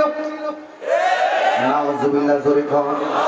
এবার যখন রাখা হলো আমরা তার তীব্র নিন্দা জানাইছি, প্রতিবাদ করছি, কিন্তু দেখা গেছে এটাকে কেন্দ্র করে অন্যান্য ডিস্ট্রিক্টের মধ্যে আন্দোলনের নামে সহিংসতা লাগাইছে। অনেকে বলতেছে কোরআনের অবমাননা, অনেকে কই কোরআনের অবমাননা। আপনার সহ্য হয় না। আরে বেটা ঘটনা করছে কুমিল্লায়, তুই আমার ব্রাহ্মণবাড়ে আন্দোলনের নামে পূজা মণ্ডপে আক্রমণ করতে যাবি কেন? আরে ঘটনা করছে কুমিল্লায়, তুমি আন্দোলনের নামে নিজেরা জ্বালাও পোড়াও করো কেন? তার মানে হলো তোমরা ধর্মের নাম ব্যবহার করে ধর্মের নামে অধর্মের চর্চা, ধর্মান্ধ করে সহিংসতা জড়াইয়া শেষ পর্যন্ত আমাদের মুসলমান ভাইদেরকে বিপদে ফেলাইছো। তোমাদের মতন দুই সাইডটা সামসিকা যাইয়া বিভিন্ন মন্দিরে আক্রমণের ভাব ধরাইছো। আর যাইয়া ওই ঘটনার কেন্দ্র করে কিছু জায়গায় অন্যায় করেছো। আমার নবী বলেছেন 32টা দাঁতের ভিতরে জিহ্বাটা যেমন নিরাপদ, হিন্দু এবং অন্যান্য ধর্মের মানুষগুলো মুসলমানদের কাছে তার চাইতে নিরাপদ থাকতে হবে। এটার নামই হলো ইসলাম। কথা কোন ঠিক কিনা? আর জোরে বলো ঠিক কিনা বলো। এই জন্য যারা ওই ঘটনাকে কেন্দ্র করে অনেক জেলায় আক্রমণ করেছে, আমি বলবো এটা আপনারা ভুল করেছেন। আপনারা বারবার এমন ভাবে উস্কানি দিয়ে ঝগড়া লাগাইয়া দেন, আর ওই দিক দিয়ে বাংলাদেশের মধ্যে আপনারা একটা পূজা মণ্ডপে আক্রমণ করবেন। কিন্তু মনে রাখবেন, একটু হিসাব করে তাকাইয়া দেখেন, ভারতে অনেক ত্রিপুরা নামক জায়গায় অনেক মসজিদের ভিতরে পর্যন্ত এখন আক্রমণ হচ্ছে। এই সমস্ত আপনাদের ধর্মান্ধ আচরণের কারণে। কথা বলেন ঠিক কিনা? এই জন্য ঘটনা করছে যেখানে বিচার হবে সেখানে। কুমিল্লাতে আইন আছে না নাই? একজন আছে না নাই? অনেকে কোরআনের অবমাননা, আরে কোরআনটা মূর্তির উপরে ফেলে দিছে, মনে হচ্ছে যে না কোরআনের অবমাননা হয়ে গেছে, মনে হচ্ছে কোরআনটা পুরো ধ্বংস হয়ে গেছে। আরে বোকা, এত বোকা হলে কেন? হ্যাঁ, পৃথিবীর মানুষ যদি কোরআনটাকে বস্তার ভিতরে ঢুকাইয়া যদি বুড়িগঙ্গা নদীতে ফেলে দেয়, কোরআনের একটা শেষ হবে, কিছু হবে না। কোরআনকে হেফাজতের দায়িত্ব আমার আল্লাহর হাতে রেখে দিয়েছেন। ঠিক কিনা? প্রশাসন আমাকে বলছে সাম্প্রদায়িক সম্প্রীতি কিছু নিয়ে বলবেন, আর আপনারা বলবেন আমরা তো অ্যালার্ট করে দেয়, তোমরা তো বড় বাড়াবাড়ি করো। ঘটনা যেখানে করছে সেখানে বিচার হবে। কথা বল ঠিক না ঠিক? তো ওই ঘটনাকে কেন্দ্র করে তুমি কেন আক্রমণ করবা? তুমি কেন পূজা মন্দিরে যায় আক্রমণ করতে চাইবা? তুমি কেন ধর্ম দোহাই দিয়ে তুমি এমন কাজ করবা? মারামারি, কাটাকাটি, সহিংসতা, এতে আমাদের ইসলামের বদনাম হয়। কথা বলেন ঠিক না বেঠে? আমাদের ইসলামের বদনাম হয়। কারণ এই পৃথিবীর সবাই যদি এই কোরআনকে যদি একদম ঘুরি গঙ্গায় কেন মেঘনা নদীর মধ্যে ফেলে দেয়, কোরআনের কোনো ক্ষতি হবে? কারণ কোরআন হেফাজতের দায়িত্ব রেখেছেন কার হাতে? ওই আমি প্রায় মাহফিলে বলতাম না, যদি আগুন লাগে ধ্বংস হই, এটা কি বলা যাবে না ভাই? সকালে এডিট করবে নাকি আবার কেউ? যদি আগুন লেগে ধ্বংস হই, পৃথিবীর বইয়ের দোকান, বিশ্ব থেকে হারাবে না পবিত্র কোরআন, বিশ্ব থেকে হারাবে না পবিত্র কোরআন। ঠিক কিনা বলে? পাকিস্তানের সামরিক শাসক বলল, বিমান দুর্ঘটনায় ভাই ওরে বিমান পরে চাই হইল, কোরআন পড়ে নাই। ঠিক কিনা বলে? কি করে পূর্বে কোরআন, কি করে পূর্বে কোরআন, আগুনের তেজ, আজ বিশ্ব জুড়ে লক্ষ লক্ষ কোরআনে হাফেজ। তারা ছাপাইয়া এই মাদ্রাসায় আলামী সাহেব, আমরা তো বলেছি বোঝা দরকার, ইনি হল আলামী সাহেব। এই আজকের মাহফিলের জন্য তিনি খাওয়া দাওয়া ছেড়ে দিচ্ছে। এখন খাই সিঙ্গি আপনি করেন ঠান্ডা হয়েছে। আচ্ছা, আরো না চলতেছে। আজকে কয়জন বাকি হয়েছে? পোলাপানি কই? আচ্ছা, পোলাপানি রাখেন, আমি যেন লাস্টের দিকে দিতে পারি। আজকে 9টা ছেলে হাফেজ।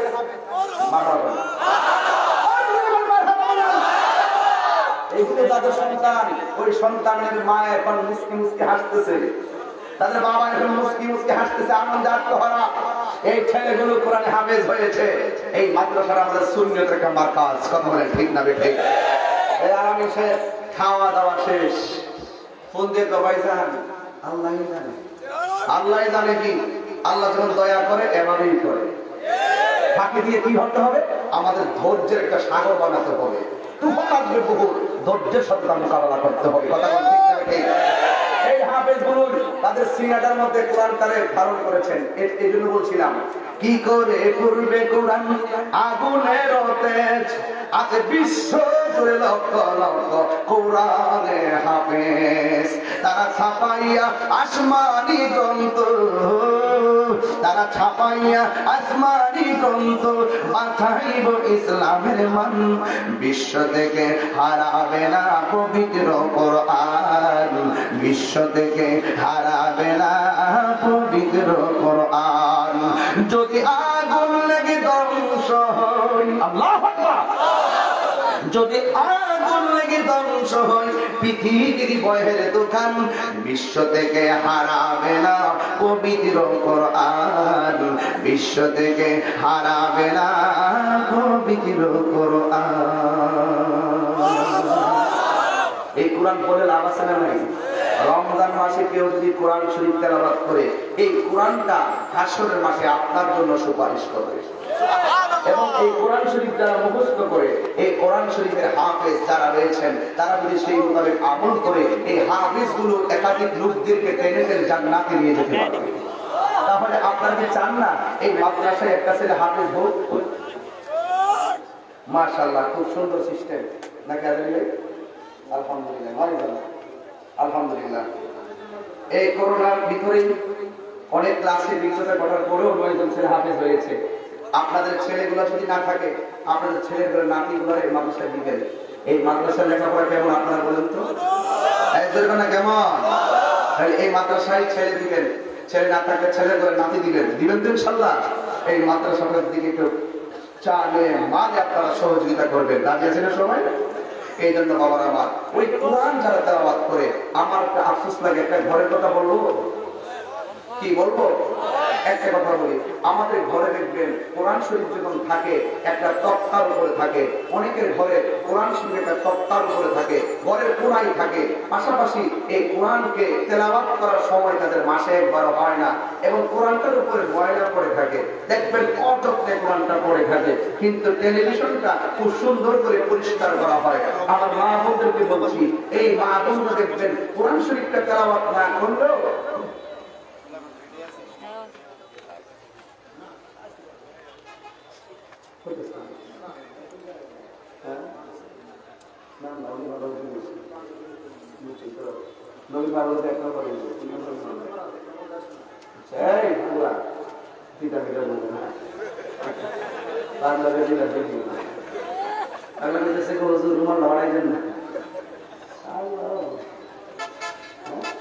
রোমান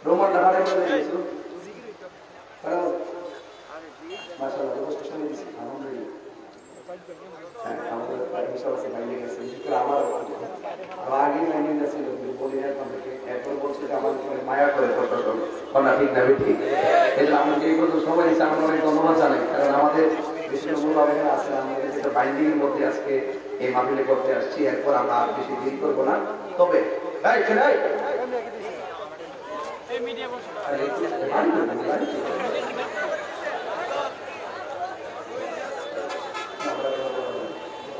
আমরা এলাকার পুরো মানুষ মাশাআল্লাহ সব শুনুনি, ঠিক না ঠিক? আচ্ছা, হাত তোলেন, হাত নামান। এই মাদ্রাসার মাহফিলটা যে হচ্ছে, আপনার কি খুশি না বেটা? কোরআন তেলাওয়াত করলে লাভ না লস? কথা লাভ না লস? আমি যে কথা আমার মা বোনদের বলতে চাইছিলাম, কথা পেতাম নি, কথা বইলে ফেলি না, আমার এটা ফেটে কথা বলি ওদের সাথে খাওয়ানো মজা। সুমন ভাই, এই সুমন ভাই তো যেটা খাওয়াচ্ছি না, এই আজকে মাহফিলে সবসময় খাবার বলো যে নাকি?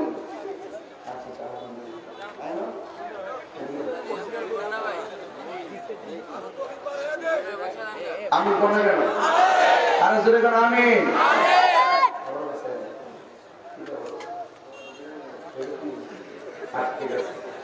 আমরা খাই মিলাদুন্নবীর মাহফিলের বিরিয়ানি, আর ব্যাগ বড় সুলকানি হাত দিলে ঠিক না বুঝছি আপনারা এগুলো ভালো বলি আমি তারও ছিল এটা ইচ্ছা করতে 2,10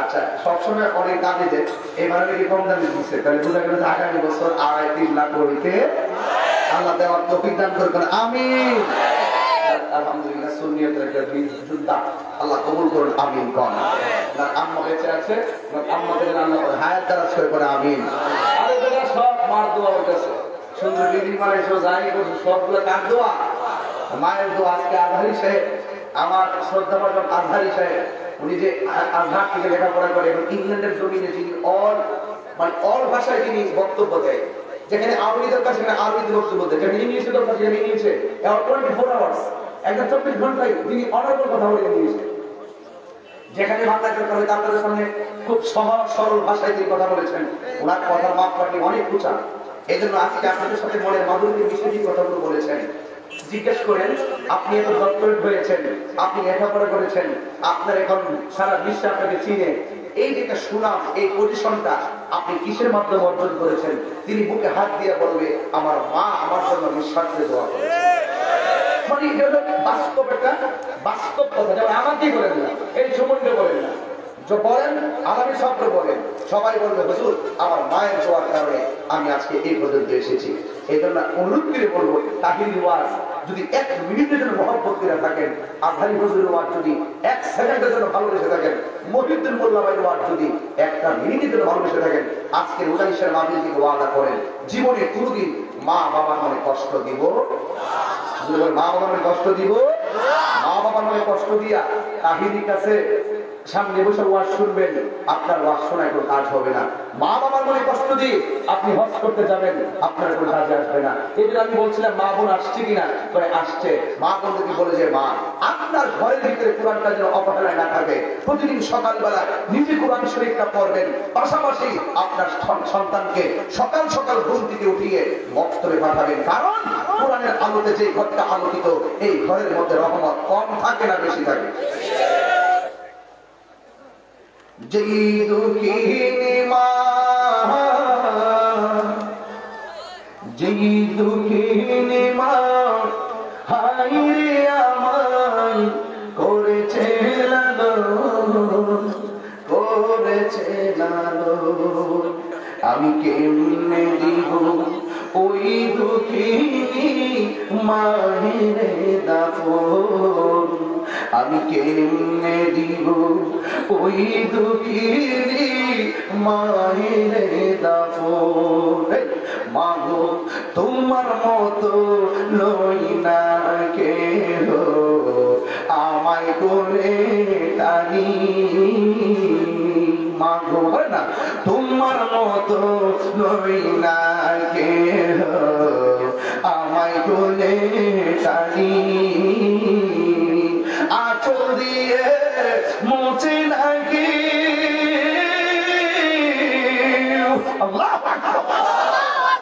আঁচল দিয়ে মুছে নাকি আমার চোখের পানি হাইরে মা জননী আমার হাইরে মা জননী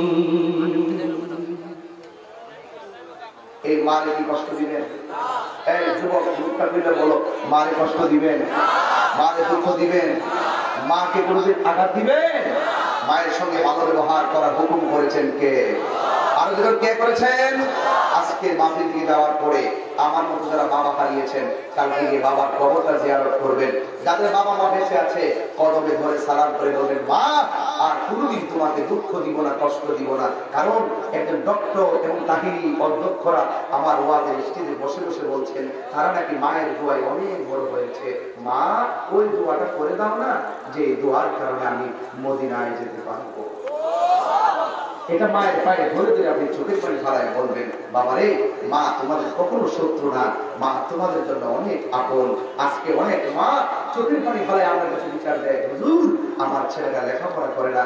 আজকে আমি দেখেছি যতটা ছেলের মা কষ্টে আছে, ম্যাক্সিমাম ছেলেগুলো নেশার সঙ্গে জড়িত হয়ে গেছে। কিসের সঙ্গে? আমাদের এলাকায় নেশা আছে না? যে সমস্ত সন্তানরা নেশার সঙ্গে জড়িত হয়ে গেছে, এই সন্তানগুলো জীবন ধ্বংস, এই সন্তানগুলো ইমান ধ্বংস, এই সন্তানগুলো পারিবারিক অশান্তি, এই সন্তানগুলো মানসিক ভাবে রোগী, এই সন্তানগুলো ধুকে ধুকে ধুকে ধুকে শেষ পর্যন্ত ভবিষ্যৎ ধ্বংসের দিকে ফেলে দেয়। কথা বল ঠিক কিনা? আজকে উদানিশালের মাটিতে ভদ্র সন্তানকে বলছি, ভদ্র ছেলেরা তোমরা ওয়াদা করো আজকে থেকে আর কি নেশা করবা? এখন শুধু বলবে বন্ধ। বাবা জুড়ে বলো বাবা। এই বাবা বলতে কেমন বাবা? বাবার নাম একটা নেশা আছে না? নাই? আছে কিনা? যেটা খাই বাবার কাছে করবেন, গোপনে নিয়ে থানাতে দিব, থানা ভোট তোকে চাই নামটা দিয়ে দেবে। যে ডিলারগুলো আছে ডিলারগুলো সব সাইজ করে বাবা তোর দিয়ে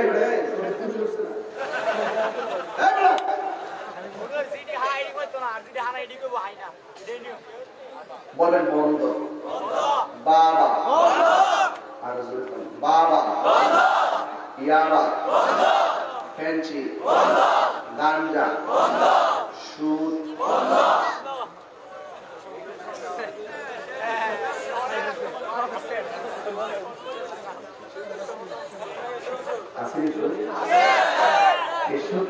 সমাজের বেশি বস্তানি হয়, সুদ খাইব সমাজের নেতাগিরি থেকে বোল্ড করে দিবে, যে সুদ খাইব এখানে মেম্বার চেয়ারম্যান মানে পারতেন না। রাজি আসেনি? সবাই রাজি আসেননি? যেটা সুদ খাইব এটা নিচে নামাজ পড়তে পারতেন না। কথা ঠিক না বেটি? সুদ করে করে ইমামতি নাই। কথা বলেন ঠিক কিনা বলেন? সুদ করে করে খেতাবত নাই। কথা বলেন ঠিক কিনা বলেন? সুদ করে করে মাতবরগিরি নাই। ঠিক কিনা বলো? একটা সুদখোর কোটি টাকার মালিক হতে পারে, মসজিদের সভাপতি হওয়ার যোগ্যতা তার নাই।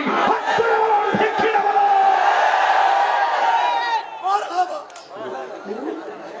এই সুদখোরদের কারণে সমাজের গরিব আরো গরিব হইতেছে। তোমার আল্লাহ সম্পদ দিয়েছে, তুমি কর্জে হাসানা দাও, তুমি তাকে ধার দাও, তুমি তাকে দান করে দাও। তোমার কেন সম্পদ দিয়েছে, গরিব যায় যদি করে 10,000 টাকা দাও, কয় মাসে কত দিবা? আর এখন শুধুমাত্র পুরুষদের সুদ খাওয়া বিষয় এরকম না, এখন মহিলারাও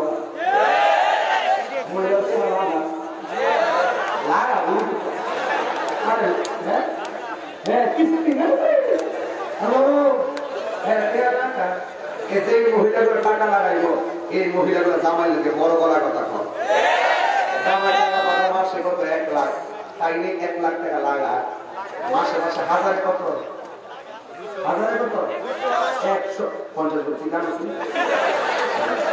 হাজারে কত? 10,000 কত? 1 লাখে কত? 10 মাসে কত ছিল আপনার? হ্যাঁ 1 লাখ শুনি 12 মাসে কত? 1 লাখ। আচ্ছা আমার 1 বছর বলে জামাই কত? তুমি কি আর কি করছো? তোমার যে তুমি খাইলেছি নো তোমার কি হাজার লাভ আছে কত? এই তখন বউ গেলে লাভ শুনতে কি হ্যাঁ কথা বলেন ঠিক না বেটি? আরে যে সংসারে হারাম থাকবে, যে সংসারে সুদের টাকায় পরিচালিত হবে, যে সংসারে হারাম থাকবে, এই সংসারে কখনো শান্তি এবং আরাম আসতে পারে না। ঠিক কিনা বলে? বাবা চলবে না, বন্ধ হবে। এই যুবক নিয়ত করো আজকে বাবা চলবে না।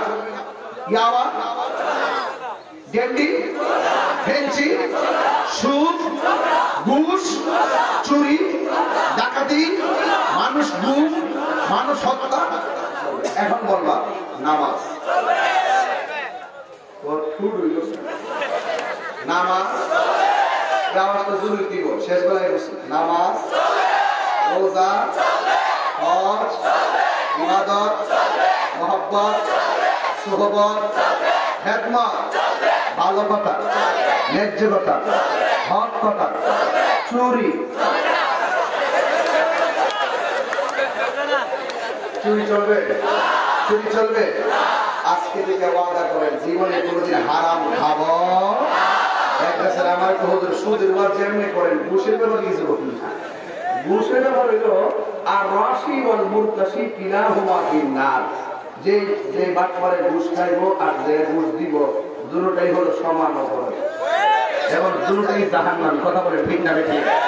এই জন্য আমরা সুদ খাবো না, সুদ দিব না, ঘুষ খাবো না, ঘুষ, কিন্তু আমরা মায়ের মনে কখনো কষ্ট দিব। এই যুবক, এই যে একটা মোবাইল, এই মোবাইলটার কারণে তোমরা ধ্বংসের দিকে। একটু নিজের বিবেককে খাটাই দেখো, মোবাইলের কারণে ধ্বংসের দিকে। এই মোবাইলে পাবজি গেমস আছে না নাই? ফ্রি ফায়ার আছে না নাই? সারাদিন এই গেমসের ভেতরে থাকে। লাস্টে ঘুম নাই, খাবার নাই, এরপরে আবার 12টার পরে খেতে ক্লান্ত হয়ে দেখা।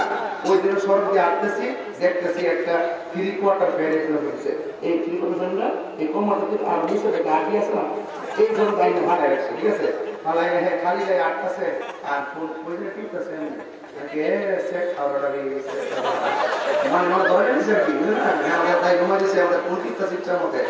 এই জন্য বলছি মোবাইলে আসক্তি থেকে দূরে থাকতে হবে। মদ, গাঁজা, ইয়াবা নেশা করা যাবে। এই সমাজে নেশা থাকে, এই সমাজের মানুষ আতঙ্কিত থাকে। কথা বলেন ঠিক না ঠিক? এই জন্য নেশা করে একজন হোক আর 10 জন হোক, সমাজের সবাই মিলে তা প্রতিরোধ করতে হবে। কথা বলেন ঠিক কিনা? আল্লাহ আমাদের সকলকে বোঝার তৌফিক দান করবেন, আমিন। আপনাদের জন্য মাহফিল কমিটিরা ব্যাপক তাবারুকের আয়োজন করছে। এই তাবারুকটা ইনশাআল্লাহ আপনারা নিয়ে যাবেন। আমার মাহফিলে মনে হয় এই 5 বছরের ভিতরে 3টা মাহফিলে তাবারুক ছিল, এর মধ্যে আজকে একটা। আমরা বিরিয়ানি হ্যাঁ গরইব এদিন আমরা কি বিরিয়ানি গমন করে দিব? আল্লাহ কবুল করবেন, আমিন। ভাই যুবক ভাইদের বলি, আমার কিন্তু অনেক প্রশাসন থেকে আমার স্যাররা বলে যে যুবক নেতা করার জন্য পাগল, কিন্তু যুবকদেরকে বলবো, যুবক তোমরা যদি ভালো হতে চাও, ভবিষ্যতে স্বপ্ন যদি কাজে লাগাতে চাও, জীবনে কখনো মা বাবার মনে কষ্ট দিবা না। আর পাশাপাশি নেশা করবো, হাত তুলে হাত তুলে হাত তুলে এই হাত তুলে ওয়াদা করেন, আর নেশা করবো। হাত দাঁড়ায় বলো, আর নেশা করবো, আর নেশা করবো। নামাজ চলবে কি চলবে না? হাত তোলা শুরু, হাত তোলা। এখন খেলা চলতেছে, কি খেলা? খেলা কোন দেশে চলতেছে? দুবাই খেলা চলে। আর ওরা প্রধান আর আমরা এলাকায় অন্যান্য এলাকার ভিতরে ওই সব এই ওভারে কত নিব, ওই ওভারে কত নিব, এই ওভারে কত নিব, জোয়ারিরা আছে না নাই? বলে এই জোয়া টোয়া বন্ধ করতে হবে। কথা বলেন ঠিক কিনা? বলে হাত তুলে হাত তুলেন। সকল অনলাইন থেকে পরিত্রাণ দিতে পারে একটা ইবাদত, সেই ইবাদতের নাম হলো নামাজ। কথা বলেন ঠিক কিনা? বলে হাত তুলেন হাত তুলেন। নামাজকে বলো না কাজ আছে, কাজকে বলো। আপনাদের মোবাইল ফ্ল্যাশ লাইট জ্বালাইতে, তাইলে আমি পিছনের মঙ্গলের মানুষগুলো দেখতে পারবো। জানান জানান জানান জানান, আমি বুঝতে পারবো আপনারা কি বলতেছেন। নামাজকে বলো না কাজ আছে, কাজকে বলো। নামাজ বিহীন পরপারে কি জবাব দিবে তুমি প্রভুর কাছে? নামাজ বিহীন পরপারে কি জবাব প্রভুর কাছে? হাতবে ফজর কাটে ঘুমের ঘরে, জোহর কাজে কাজে, আসর কাটে খেলা দোলায়, মাগরিব মাঝে মাঝে। ঠিক না বেঠি? সবাই হাত তুল। নামাজকে বলো না কাজকে বলো, আমার নামাজ আছে। নামাজকে বলো না কাজ আছে, কাজকে বলো। সত্যিকার নামাজ পড়তে ছিল, হাত নামান হাত নামান। আমার পূর্বে আকীদার উপরে অনেক কথা বলেছেন। আমি